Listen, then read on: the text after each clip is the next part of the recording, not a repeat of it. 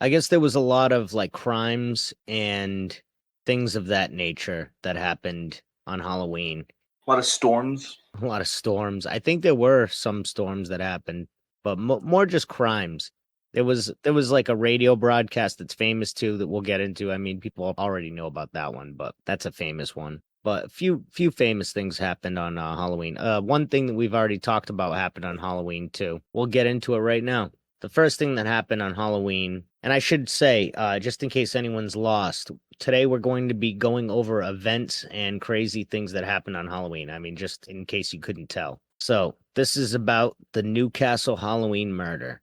This was a frenzied attack so that there must have been blood all over the house, but it's possible not all of that blood is the victim's. Miss Armstrong had defense wounds, which is very significant. She clearly put up a fight, and it's a possibility she caused her attacker to bleed. Number 12, Gold's Pink Lane in the Newcastle upon Tyne district of Sandyford is a large property, once known as the Doncaster House, today sadly one that looks quite run down and in decent need of some much needed TLC. It's an old building and the lane looks like a nice enough place to live. And I don't know whether it is occupied right now, but I do know that over the years it had many occupants. The occupant for many years, right up to the early years of the 1960s, Lillian Armstrong was a retired school headmistress until Halloween night 1963, when Lillian was brutally murdered in her home in a crime that sparked the biggest murder hunt that Tyneside had seen for many years. 70-year-old Catherine Lillian Armstrong, known by her middle name, was your classic school marm. She had been retired since 1957 and had for many years before that been the headmistress of Denton Road Junior School. She was known as a spinster, having never married and had lived alone for all her life in Doncaster House, what was in 1963 the corner property of the lane and the current number 12. She was a very proud, very independent woman, as seemed to be the standard for that generation, and after her retirement from schooling, her life seemed to revolve around the Central Methodist Church on Newcastle's Northumberland Road, where as a devout Methodist she had been part of the congregation for more than 40 years, and had been an active part of the choir for the same length of time. Her social life consisted of very little more than regular choir practice at 7:30 p.m. on a Thursday night, of which she was due to attend on Halloween night 1963. Lillian never made it to choir practice. The following morning at about 10:30, Lillian's cousin who lived nearby, Ada Ridley, called around to the Doncaster house for a routine morning visit.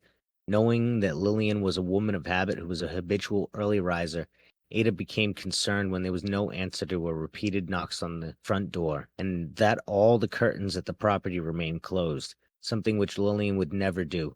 Concerned that her cousin was hurt or ill, and with a general feeling about something was amiss, Ada decided to alert police. When police arrived, uniformed officers made the decision to force their way into the property and were confronted with a ghastly sight. Lying in the passage of her home near the bottom of the stairs was the body of Lillian Armstrong. She was fully clothed, wearing a dress and carpet slippers, and had nylon stockings tied tightly around her neck. Her face and neck were also heavily blood-stained, and was later determined at post-mortem that cause of death had not been due to strangulation, but Lillian had died from shock and blood loss due to being brutally battered and stabbed no less than 28 times about the face and neck. The scene was heavily blood-stained, and the blood was found throughout the entire house. Must have been a frenzied attack, yet defense wounds on her hands suggested that Lillian had put up a struggle against her killer. A murder inquiry was immediately launched, and police searched for a motive for the horrific killing. There was no sign of forced entry to the house and no signs of ransacking. Lillian had not been assaulted. There was no murder weapon found at the scene, no fingerprints or footprints. Police had no clear motive and no suspect, and they really didn't know where to begin. Seeing that this was going to be a massive inquiry, all police leave was canceled, and those already on leave were called to assist in the investigation. A 60-strong team of detectives began to hunt for Lillian's killer. The search got underway for the murder weapon. Thought it to have been a long-bladed instrument, and all bins, drains, grates in the area were searched in an attempt to find it, and police working on the theory that the killer would have discarded after leaving the scene. Parks, streams, and gardens were searched for it, but to no avail. Meanwhile, House-to-house inquiries got underway, with police revealing that they planned to speak to more than 5,000 householders in the biggest house-to-house inquiry that Newcastle had ever seen. By November 4th, just 3 days after the murder, police had taken more than 200 statements, and detectives were still midway through the task of knocking on every door within a half-mile radius of the murder scene. But not one person spoken to claimed to have seen or heard anything suspicious, and with still no suspects or motive by this time, Scotland Yard had been called in. The Metropolitan Police Commissioner had sent Detective Superintendent Eric Reed from the Scotland Yard Murder Squad to oversee the investigation. Reed was quick to utilize in an appeal to witnesses and information. In an interview at the time with the Newcastle Evening Chronicle, he revealed that there was no sign of forced entry to the property and that it was considered possible that Lillian knew her killer. He revealed that the police were considering the possibility that more than one person could have been involved in Lillian's murder, and that they were considering teens as being connected, as well as studying the files of known older male criminals who had served prison sentences for using crimes utilizing violence against older women. The main focus of the inquiry saw detectives trying to piece together the last hours of Lillian's life, and they had a window of about 18 hours to try and fill in. Lillian had last been seen at about 6:30 p.m. the following evening, where two children passing the house spotted her looking out the window. She was expected at choir practice just an hour later, but never arrived there. Was she already dead by this time? By the end of November, 50 detectives were still searching for Lillian's killer in an 18-hour working day, and by the time the inquest was held into Lillian's death, and at the end of January 1964, police had spoken to more than 16,000 people in the area. But the investigation had still drawn a blank, and Lillian's murder sadly remains unsolved to this day. Lillian's cousin Ada Ridley offered her own theories to the Newcastle Evening Chronicle about what had happened. She was convinced that teenagers were responsible for the brutal murder and that killed Lillian after entering her home as part of a Halloween prank. She also expressed regret that Lillian had not moved from Doncaster House to live closer to her family. That's crazy. Happy Halloween. Interesting. We should call this episode Unhappy Halloween. Yeah, that would be a great idea.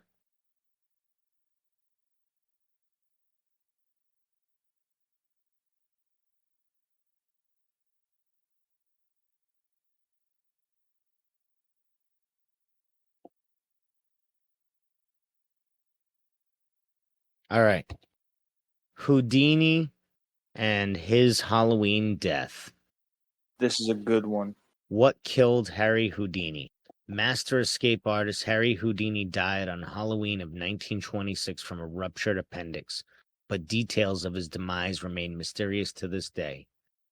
This is coming from thehistory.com. For over 30 years, Harry Houdini dazzled audiences with his bravura stunts and superhuman endurance. So what finally killed him? The Hungarian-born escape artist jumped off bridges while handcuffed and wearing leg irons. He slithered out of sealed milk cans filled with water, and he devised a Chinese water torture cell in which he was submerged and suspended upside down by his ankles. None of those did him in. I should also say that that's what it was called, in quotes, Chinese water torture cell. Houdini's heart-pounding getaways usually involved a healthy dose of trickery and sleight of hand, but they were also fraught with genuine risk. In 1915, Houdini nearly suffocated during a stunt in which he was shackled and buried under 6 feet of dirt. Houdini had made a career out of surviving the impossible, which only made the circumstances of his 1926 death all the more mysterious. The 52-year-old performed before a packed house in Detroit on October 24th, but was rushed to the hospital afterward with an apparent case of appendicitis. He died just a week later on Halloween, leaving his legions of admirers bewildered. An obituary in the New York Times expressed shock at the sudden passing of the man who so often had seemed to thousands to be cheating the very jaws of death. Quote, Houdini's final performance, the strange series of events that led to Houdini's demise, had kicked off several weeks earlier on October 11, 1926, while being shackled into his Chinese water torture cell during a performance in Albany, New York. The conjurer was struck on the leg by a piece of faulty equipment. He hobbled his way through the rest of the show, but was later found to have sustained a fractured left ankle. Against doctor's orders, Houdini continued his tour and traveled to Montreal, where he gave a lecture at McGill University just a few days later. On October 22nd, he invited some McGill students to visit him in his dressing room at the Princess Theater. The magician's sore ankle was still bothering him, so he plopped down on a couch while the group chatted. At some point, a student named J. Gordon Whitehead arrived and asked Houdini if it was true he could resist hard punches to his abdomen, a claim the magician had supposedly made in public. According to witness Sam Smilovitz, when Houdini said the rumors were when Houdini said the rumors were true, Whitehead abruptly delivered 4 or 5 terribly forcible, deliberate, well-directed blows to his stomach. Houdini was still reclined on the couch and had no time to prepare for the punches, which appeared to leave him in considerable pain.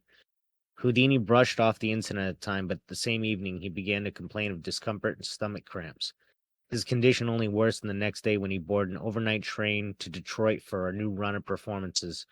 The magician developed severe abdominal pain, cold sweats, and fatigue, and his temperature rose to 104 degrees. A doctor suspected appendicitis and instructed Houdini to go to a hospital, but the performer insisted on taking the stage for his opening night show at the Garrick Theater.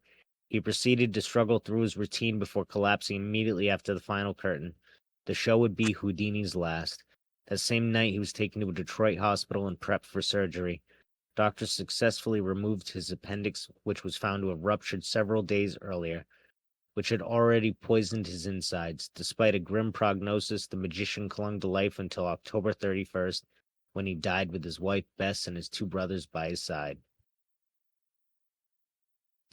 The official cause of Houdini's death was listed as peritonitis, caused by a ruptured appendix. At the time, the magician's doctors firmly believed the illness was the result of the walloping J. Gordon Whitehead had given him during their backstage encounter in Montreal.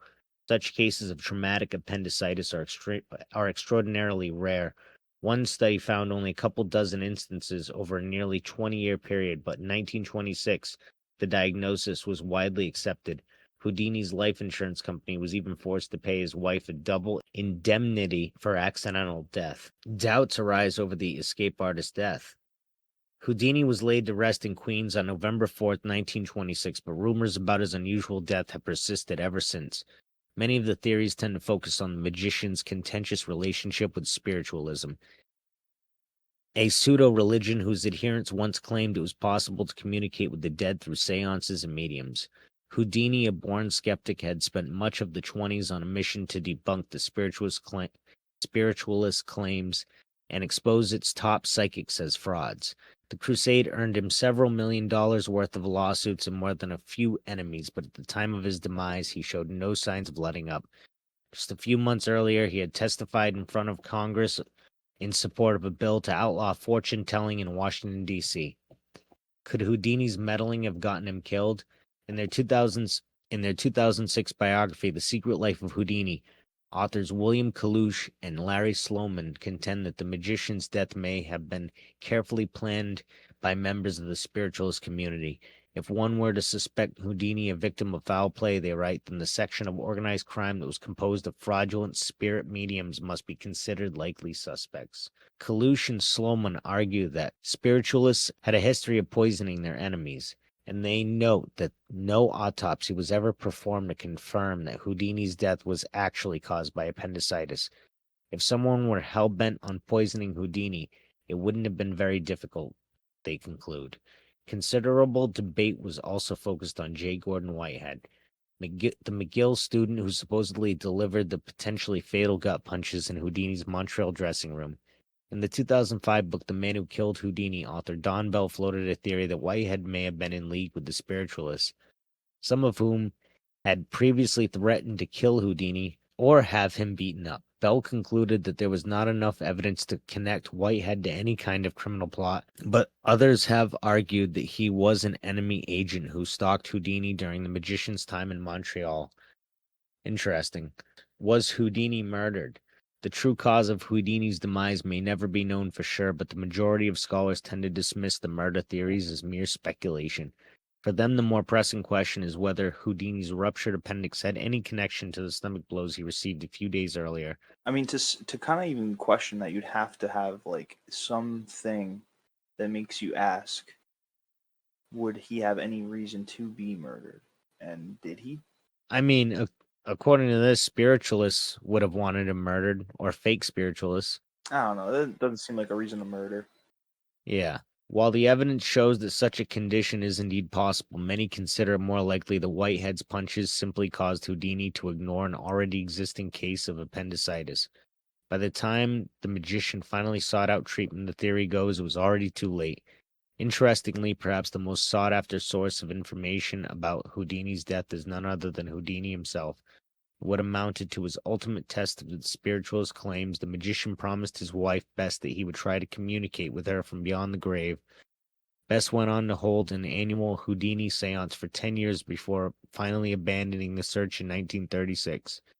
Fans and fellow magicians have since made the seance a That's Halloween interesting. tradition, but thus far the great Houdini's ghost has refused to speak. Never heard of that before.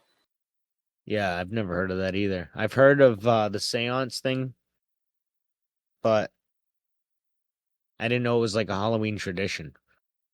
Yeah, it's awesome. Yeah, that's cool.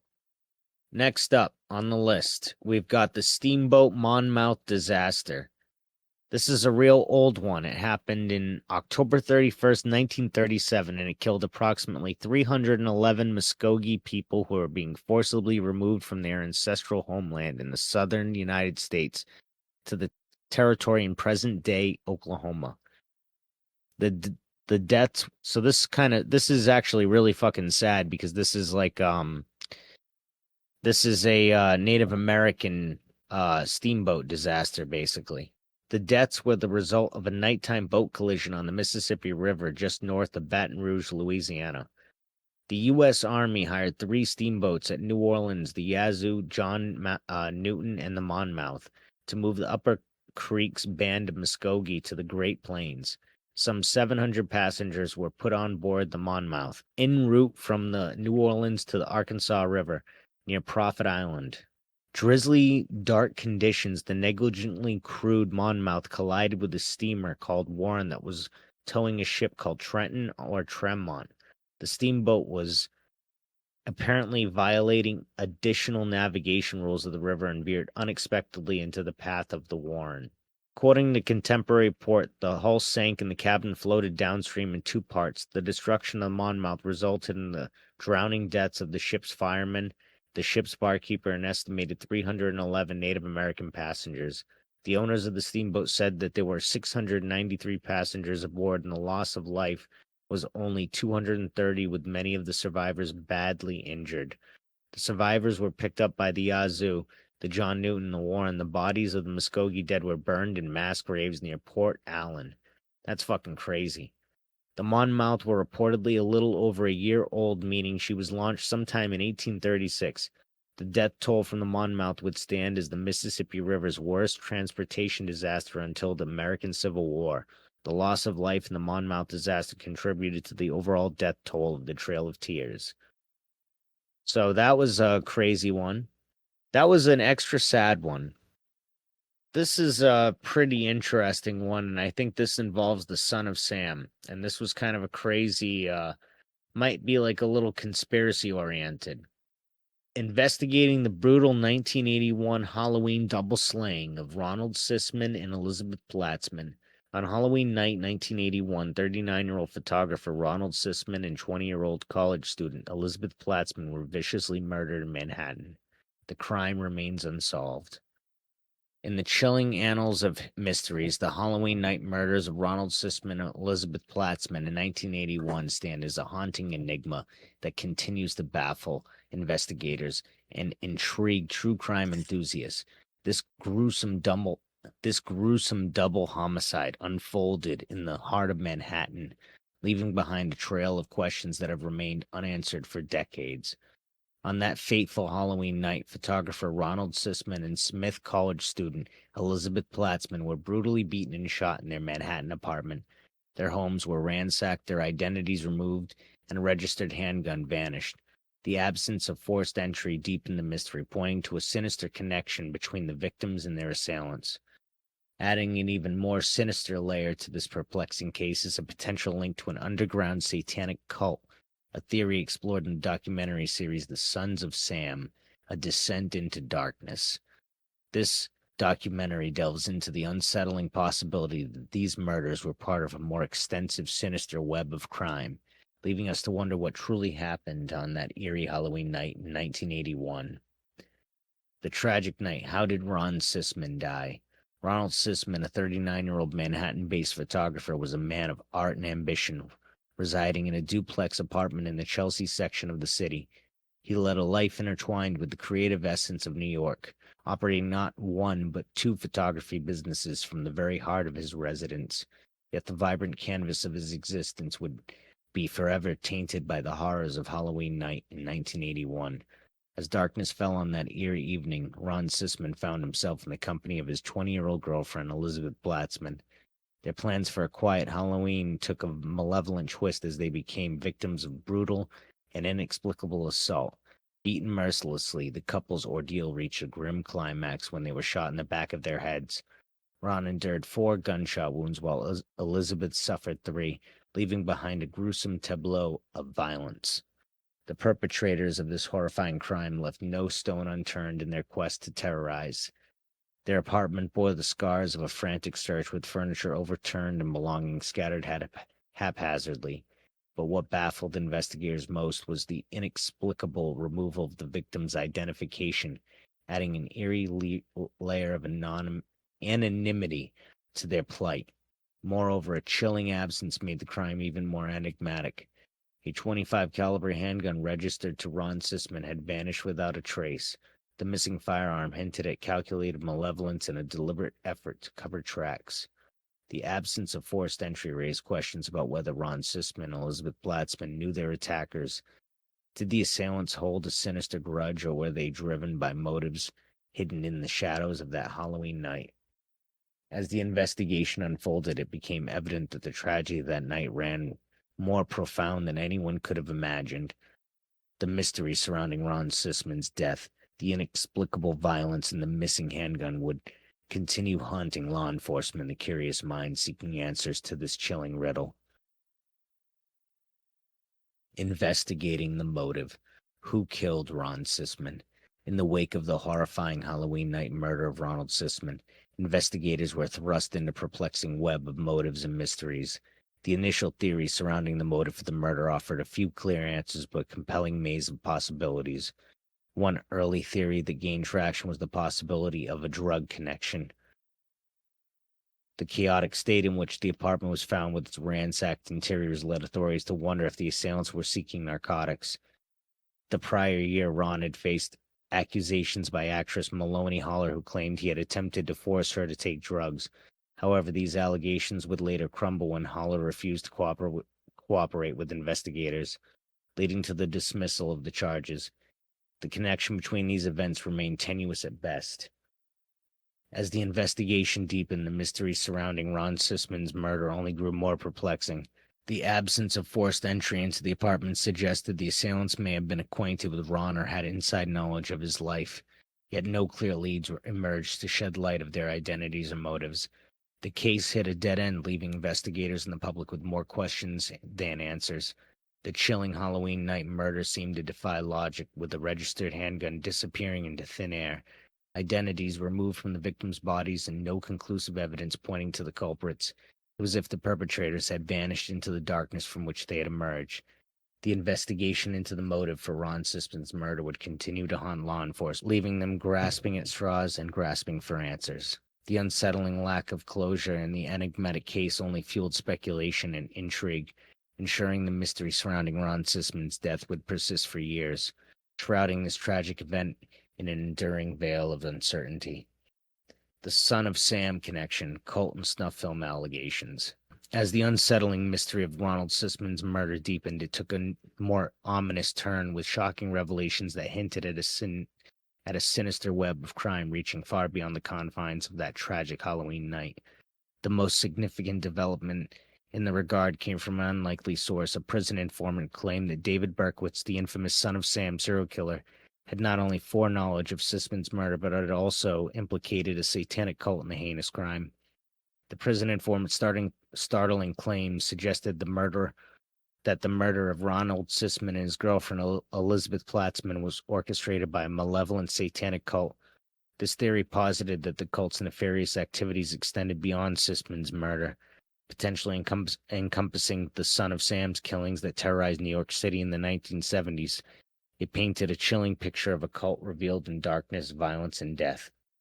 Adding another layer of horror to this macabre narrative was the unverified theory that Ron Sisman had recorded the murder of Stacy Moskowitz, final victim of the Son of Sam, from a distance.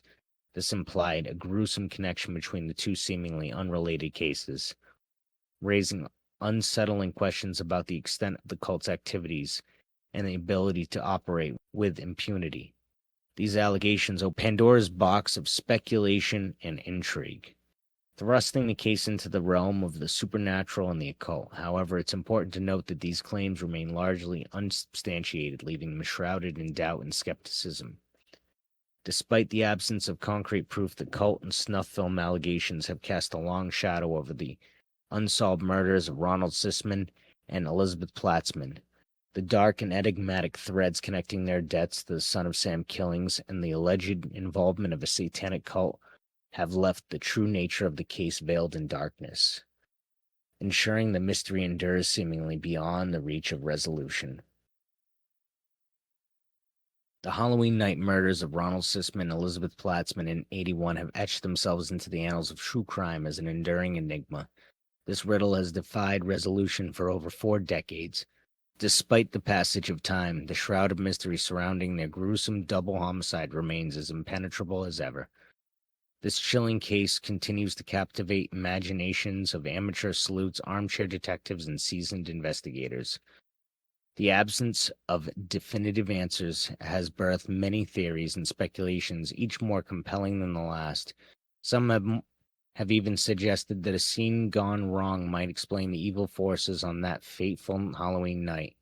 Without concrete evidence, the theories span a broad spectrum from the involvement of a satanic cult to hidden secrets from Ron Sisman's past.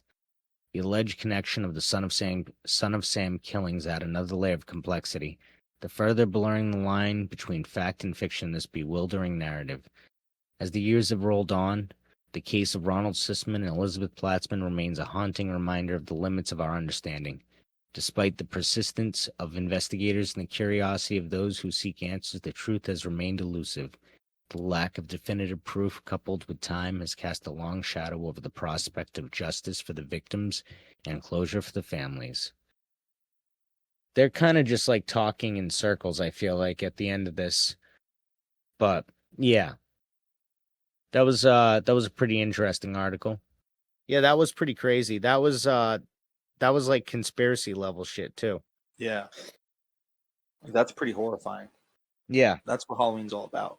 Yeah, exactly. So here is a list of crimes that happened on Halloween. A row over a missing bag of candy ends in murder. You could forgive a 5-year-old for becoming enraged after losing a bag of trick-or-treating sweeties and throwing a tantrum, but a 55-year-old, ? Liddell Peoples lost his cool on Halloween night 2011 in a domestic disturbance in Southside that turned very ugly indeed. Not able to track down his bag of Hershey's, Jolly Ranchers, and Tootsie Rolls, he accused his partner, 49-year-old Maria Adams, of stealing them from him. As a way of response to the accusation, she threw a plate at his head. Peoples picked up a knife and repeatedly stabbed her. She died in the hospital, and her killer got 30 years over some sweets. That's fucking crazy. Chucking eggs at houses and cars is a classic, if rather juvenile and annoying Halloween prank, but after a long day at work and an evening trick-or-treating with his girlfriend and her young son, 21-year-old Carl Jackson was in no mood for his car to get egged on Halloween night in 1998. Unfortunately for all concerned, it was South Bronx, is a tough neighborhood, so when Carl got out of his car to demonstrate with the kid who went sunny side up on his vehicle, he took a risk. Sadly, the risk didn't pay off. 17-year-old Curtis Sterling shot Carl in the head, killing him instantly. Wow. Sterling was arrested, charged, and imprisoned for murder. Every Halloween, Carl Jackson's mother sends her son's killer a card telling him she's glad he's rotting in prison. That's wild. Sister slaying. Amarillo, Texas. On October 31st, 1981, 76-year-old nun, Sister Tadia Benz, strangled in her covenant. On November 9th, Johnny Frank Garrett, who lived across the street from her, was arrested for the abominable crime. On February 11th, 1992, he was executed via lethal injection by the state of Texas. Garrett's final meal was ice cream, and his final words were, "I'd like to thank my family for loving me and taking care of me, and the rest of the world can kiss my ass." That's crazy. Since his execution, there have been various doubts raised surrounding his guilt. Increasingly, many people believe that Johnny was innocent. Not that that helps Johnny now, of course. Interesting. The scene Ohio teenager Devon Griffin walked into was like something out of a haunted house, he later said. Returning home from church on Sunday, October 31st, 2010, Devon found his brother Derek, mother Susan, and Susan's new husband William Lisk all dead, savagely murdered. There was only one suspect, William Lisk Jr., suffering with schizophrenia and with a documented history of violence and wildly unpredictable behavior. The 24-year-old was quickly found at a local halfway house and arrested. He confessed, admitting to all three murders. Lisk, it transpired, had shot his father 5 times, bludgeoned his older stepbrother Derek to death with a hammer, and then shot his stepmother Susan. Lisk Jr. would take his own life in prison in 2015. Wow. Yeah. Here's some more. The final vile murder of the Toolbox Killers. Shirley Lynette Ledford was the 5th and thankfully final victim of LA serial killers Lawrence Bittaker and Roy Norris. The two men are some of the cruelest serial killing duos ever to disgrace the planet. Known as the Toolbox Killers because of their vile and perverted penchant for tool-based torture, the sick pair would often tape record their crimes. On Halloween night 1979, Bittaker and Norris snatched 16-year-old Shirley from a gas station where she was hitchhiking home from a Halloween party. They beat her, did other things, tortured her externally and internally with pliers, and eventually strangled her with a wire coat hanger. Finally, They as a final celebrated Halloween on her. Jesus Christ. Finally, as a final insult, they dumped her lifeless body on a random front lawn. That's fucked up. They left her as a Halloween decoration. Jesus Christ. You know what's crazy is I just heard today about like a guy that like hung himself, and because it was around like Halloween time, his like body was like up there for a little bit and like in like a front lawn, and people Wow. thought it was a Halloween decoration. That's crazy that you just heard about that. Yeah, like That's a today. horrible thing that happened on Halloween. You weren't going to talk about that?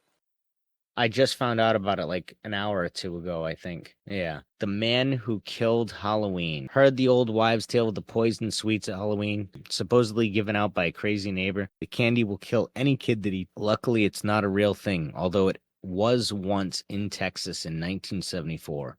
Ronald Clark O'Brien laced 5 pixie sticks with potassium cyanide Oh my God.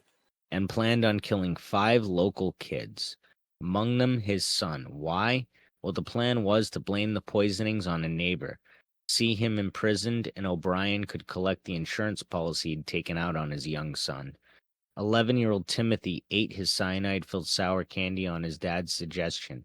It had enough poison in it to kill 2 people. Within an hour, he was hospitalized and declared dead. Luckily for the 4 other children, fast-thinking and acting local detectives figure out what had happened due to the smell on young Timothy's breath and confiscated the other pixie sticks before they could be consumed. Jesus, that's fucking crazy.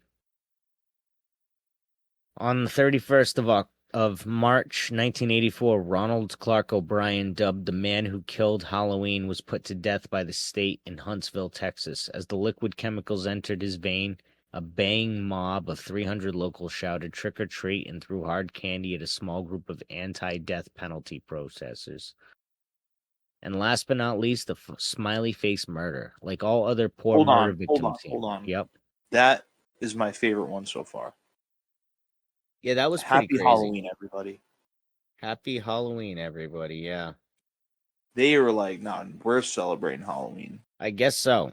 The smiley face murder. Why isn't that a movie? What, the smiley face murder? No, the other one. I don't know. It reminded me a lot of Trick or Treat, but instead of the dad, serial killing with his son, he murders his son. You know what I mean?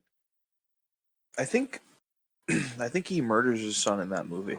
Does he? So maybe that's a What lot year did like that it. happen? What year did that? Oh, I know he doesn't kill his son. Him and his son start carving up somebody else. Yeah, Never that's what I mind. thought. Yeah. But yeah, it reminded me of that plot a little bit. But that happened in 1976, I think. Yep. All right. The smiley face murder. Like all other poor murder victims here, Chris Jenkins died at Halloween. Unlike all other poor murder victims here, Chris Jenkins would very well be tied into a widespread crime phenomenon, one known as the smiley face murder theory. University of Minnesota student Jenkins disappeared on Halloween 2002, turning up in the Mississippi River, still wearing his Halloween costume some 4 months later. His death is believed by local police to have been the result of an accident or suicide, but the similarities between Jenkins' death and those of many other young men found in waters across America have led to many wonder if there's not. So we should probably in the future talk about the smiley face murders because that's actually like a pretty interesting like crime conspiracy. Yeah. Where did that last one take place again? What the one with the dad? No. The one you just read, the smiley face murder. But that Uh specific smiley face murder. I don't know. The Mississippi River somewhere. Hmm. But Hmm. Halloween costume, the perfect disguise. Los Angeles hairdresser Peter Fabiano opened his front door to trick-or-treaters on Halloween evening 1957 before he could reach for a few gobstoppers to throw into the brown paper bag that one was holding. Bullets blasted out of the bag and into his chest. He'd been shot to death with a .22 caliber pistol. The pair were Goldine Pizer and Joan Rebel. Both pleaded guilty to murder and served lengthy prison terms. The two women were lovers. Joan was also seeing Fabiano's wife, Betty. Though jealous and enraged, she plotted to get Peter out of the picture with Pizer's help. The date was picked as it was seen as the perfect night to skulk the neighborhood in disguise. And it was, not that it helped them get away with it, of course. The Neighbor from Hell. Halloween night, 1973, the city of Fond du Lac, Wisconsin. 9-year-old Lisa French, dressed up as the littlest hobo, went trick-or-treating. She only got next door. Neighbor Gerald Turner opened up, took little Lisa into the home, and shut the door behind her. Turner then did some things and killed her, stuffing her body in a plastic bag and dumping it in a nearby field. As of 2018, the Halloween killer has been eligible for parole, but the state continues to refuse his release. Their rather understandable argument is that he is a sexually violent person and should not be released back into society. I mean, yeah. Yeah. Good call. I mean, they should do Good. things like that more often. I feel like they don't do that anymore. Yeah, There's a 100%. lot of new people who are constantly abusing children. They're like, 4 years. 4 years. Yeah, I mean, 4 years is enough. or Like, just what not. the fuck is going on right now? Yeah, well, yeah, 100%. I swear they're like, honestly, it was like a kind of a right wing thing for a while, but like the fear of and like how it's being, and you can bleep out every time I say that word, especially because we don't want to get flagged or anything. But Yeah. it's like they're trying to normalize it. Well, Ted Cruz did say that thing recently Yeah, that, yeah, which is insane. what the fuck is going on, man? Yeah. It used to be like a right wing thing to be scared about that. Like these just bleep that out with a different noise so people know that we're talking about something else. Yeah. So it's like that's what they would think. All these we're trying to make kids into, and they're all, and that they're trying to normalize it. And I was like, that sounds pretty like crazy and scary, but it's real. Like, there's actually people who say that like they're age fluid or they're like I forgot what it is, but they like yeah, it's all like dudes. It's either like just like really sad people who want to be younger than they are, and they want like an older person to take care of. Like that's the silly, funny version of this. Then Yeah, I've the really seen. fucked up, sad version of this is that it's just a bunch of dudes who are trying to find, and if they like, that's what they're into. That's it. I don't think there's any women doing it. The women are just like they're just like in schools, and they're like, oh, wait a second. Well, as weird as it is to say, there are women that I think do the first thing that you mentioned. Oh yeah, that's they've normalized that. Yeah, I think that that's still kind of weird. I agree. I just want to cap it off with I really think there is like some fucking dark group that's one of their goals is for that to be normal. And we should fight anybody who like even remotely seems like they're on that side. Well said. All right, this is called All Trick, No Treat. When 12-year-old trick-or-treater T.J. Darisaw knocked on Quentin Patrick's door in the city of Sumter. Oh, I'm seeing a pattern here. South Carolina on Halloween night in 2008. He expected candy. What he got was 29 bullets through his front door from a fully that's not where I thought this was going. From a fully automatic AK-47, 11 of which hit him, killing him instantly. The poor kid's dad and youngest brother were also hit but pulled through and survived. It turns I don't out that understand. Like he just went to a house to trick or treat and got lit up. Yeah, that's crazy. It turns out that Quentin Park was a convicted drug dealer that had upset a rival gang of dealers and was fully expecting retribution. What he got was blood on his hands and 30 years inside. That makes sense, but that's still fucked up. Wait, wait. So the one of the wait, what? Who was a drug dealer?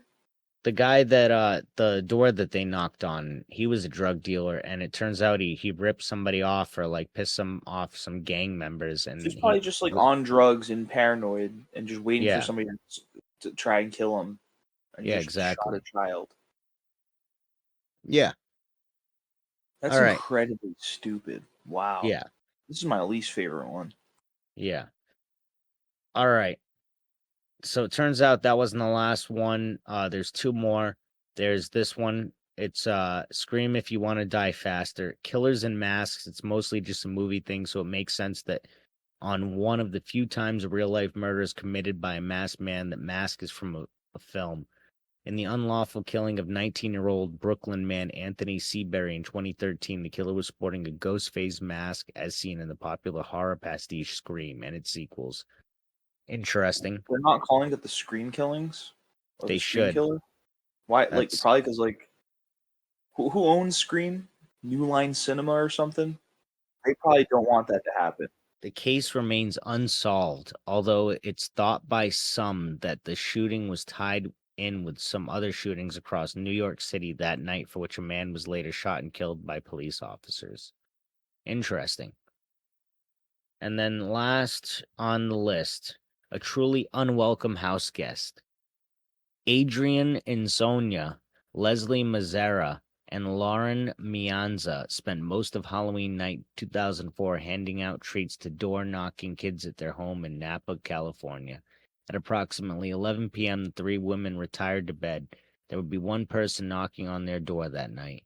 Mianza, after hearing a blood-curdling scream, ran out of the house and drove away. Mazzara and Sonia were left in the house. Both had been savagely stabbed to death by Eric Matthew Koppel, a friend of one of the women. Koppel turned himself in to the police and confessed, but explained his motive for the double slaying. He is now serving a full life sentence without the possibility of parole. So one of their friends just decided to murder them all Yeah, apparently. on Halloween. Yeah. Let's see if this list also has anything that You got another list? yeah. Okay. Dude, we fucking love a good list. All right. So looks like all of these are the same ones. So I got a few other things, but before I get into the next one, let me just say these three things right here. So these are three UFO sightings that are famous UFO sightings that happened on three different Halloween nights. Whoa. Yep. So the first is the Tinley Park lights in Illinois. I should say these are all going to be the United States, but Illinois, Halloween 2004. One of the more famous mass sightings associated with Halloween. Residents in suburban Chicago reported bright, unusual lights in the sky. The 911 centers were flooded with calls. Some believe this was a genuine UFO event, though critics suggest misidentifications or hoaxes. And this next one comes from Project Blue Book. Halloween 1957, Massapequa Park, New York. According to the Fold 3 blog, on Halloween night 1957, at around 8:30 p.m., a witness in Massapequa Park saw an extremely bright object moving fast in the sky. The case is part of an archival UFO record. And then Ohio against the universe, the UFO wave in October 1973. Reports of multiple UFO sightings in Ohio in October 1973, some of which cluster near Halloween time, are part of fringe lore. One story claims 3 apparent ETs with silver skin and antenna walking near a highway, though one explanation was that it was a prank involving people wrapped in foil. All right. Well, this is all happening on Halloween. Like I would understand if it's just people wearing Halloween costumes. Yeah. That one was around Halloween, though. If that happened on Halloween, though, that Oh, would make sense. All gotcha. right. So this next thing is it's not really an article, but it's a thing that happened that I think we can just real quick talk about. It's Orson Welles' broadcast when he broadcasted War of the Worlds back in 1938 and on October 30th technically. So, technically not Halloween day, but Hallows Eve. Demon Day. Can I just let everybody know we're gonna have a really fun Demon Day. It's gonna be extra special. Yeah, we are. Orson Welles did a broadcast back in 1938 where he basically did the War of the Worlds story as told from a radio broadcast host that was on scene seeing what was unfolding before him. And That's cool. yeah, it was an incredibly fascinating and wild event that happened at the time. It actually caused like a town in Virginia to go a little crazy and think that the world was actually ending, if I'm not mistaken.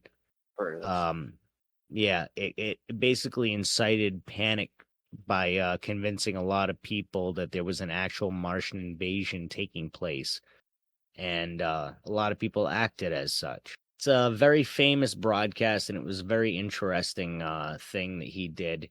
He's one of the most interesting, I would say, media personalities in modern history, or just media personalities in history in general, because media isn't really that old. I mean, you could argue that media is a part of culture, and culture goes back thousands And of media is years. pretty old.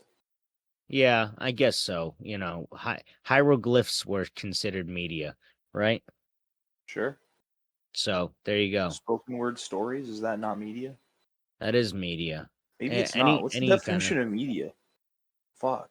I don't know. I feel like the definition of media for me, like what I was thinking of it as, was like broadcasting and and I would argue like newspapers Yeah. at the oldest would be like media. You know what I mean? Like printing press, all that shit, like that to me is media. Like any widespread you're able Let to me get just out. look up the definition. Yeah. Media refers to the channels and institutions that transmit information, entertainment and other content to a wide audience. So just So what we I thought it got was. a different one that I prefer.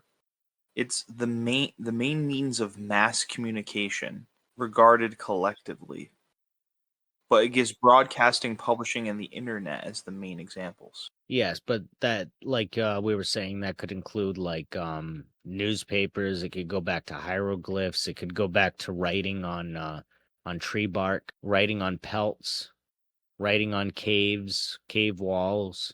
All right. So, It's also just the plural form of medium. well, that makes sense because a medium is channeling information, right? Medium is an agency or means of doing something. Oh, there we go. The Welsh language is the medium of instruction. That's just like an example, a sentence example.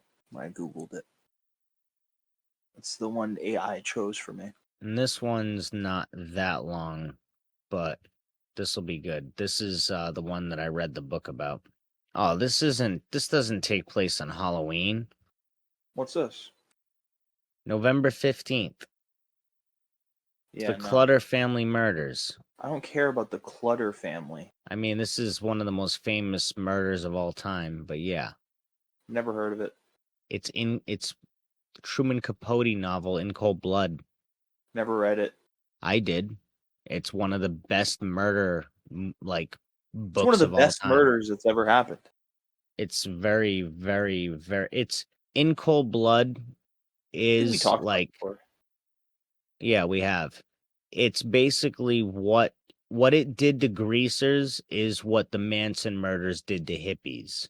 Yeah. Yeah, we definitely talked about this. Yeah. It's one of the most famous like 1950s or like 40s murders or whatever. I think it was 50s.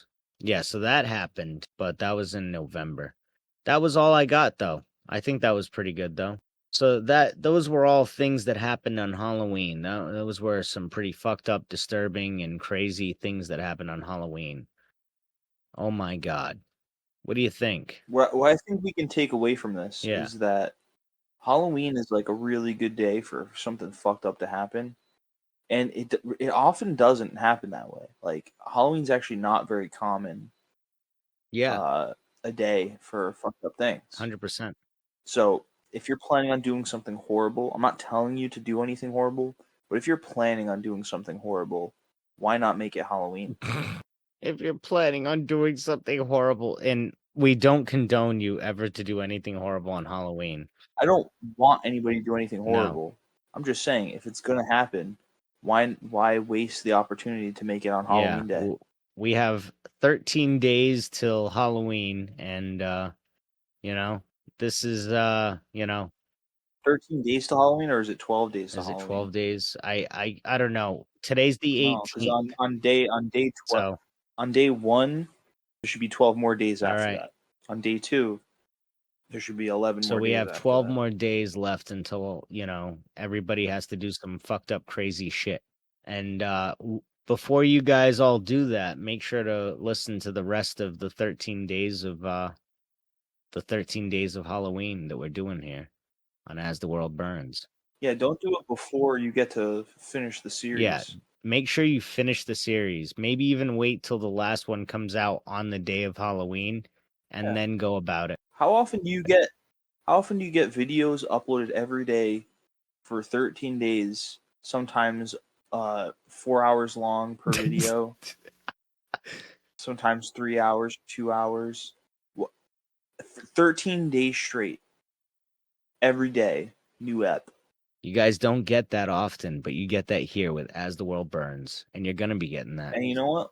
We have a really fucked up Christmas special in the works too.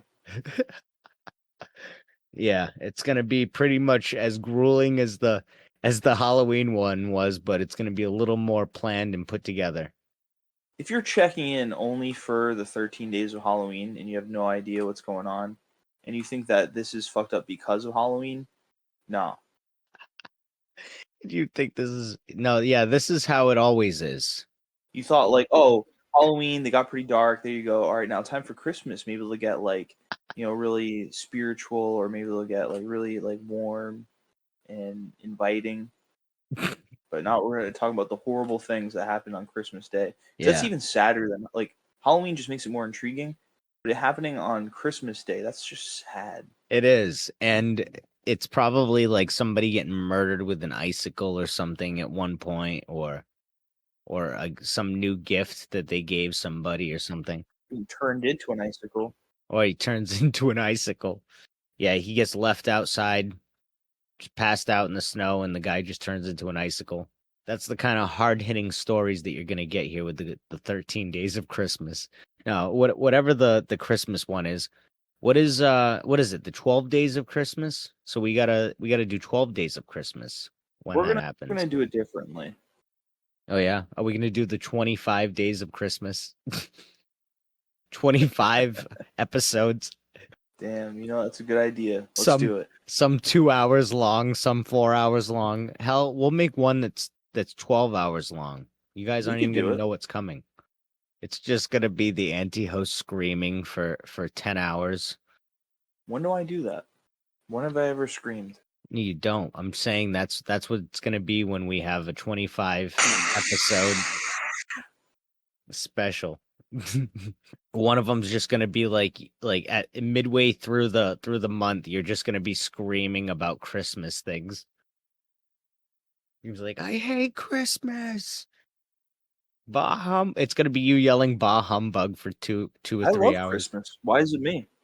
because it's gonna be me just throwing out the most craziest obscure long Christmas episodes of all time. I'm gonna be the one having fun. You're gonna be like, "Fuck Christmas. I hate." We're gonna have an episode. We're gonna have an 8-hour episode of Christmas movies. Just so everyone knows. We're gonna intricately deep dive into Christmas movies. You know, one of these days we got to talk about how I met the Austin City Killer and got away. Yeah. Anyway, catch you guys next time.